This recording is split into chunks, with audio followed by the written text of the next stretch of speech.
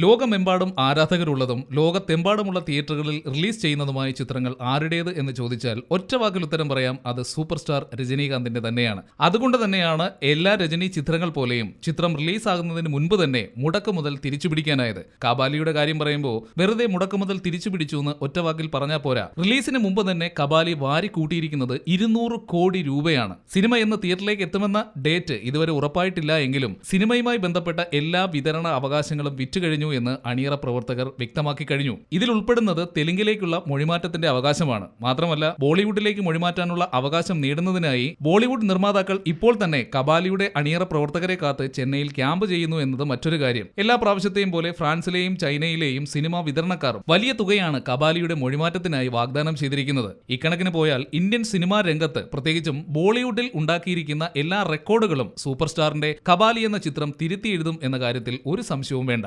രജനീകാന്തിന്റെ പേരിലേക്ക് വരുന്ന മറ്റൊരു റെക്കോർഡാണ് ഒരു സൗത്ത് ഇന്ത്യൻ അഭിനേതാവ് സംസ്ഥാനത്തിന് പുറത്തു നിന്നുള്ള വിതരണത്തിൽ നിന്ന് മാത്രം ഇത്രയും വരുമാനം നേടുന്നു എന്നുള്ളത്. റിലീസിന് മുൻപ് 200 കോടി നേടിയെങ്കിൽ ചിത്രം തിയേറ്ററിലേക്ക് എത്തുമ്പോൾ എത്ര കോടി വാരിക്കൂട്ടുമെന്ന് നമുക്ക് കണ്ടറിയാം. ഈ സെക്സും വയലൻസും എന്ന് പറയുന്നതിന് നമുക്ക് ഒരിക്കലും നമ്മുടെ സമൂഹത്തിൽ നിന്ന് മാറ്റി നിർത്താൻ പറ്റില്ല. കാരണം സെക്സ് ഇല്ലാതെ നമ്മളൊന്നും ഉണ്ടാവില്ല.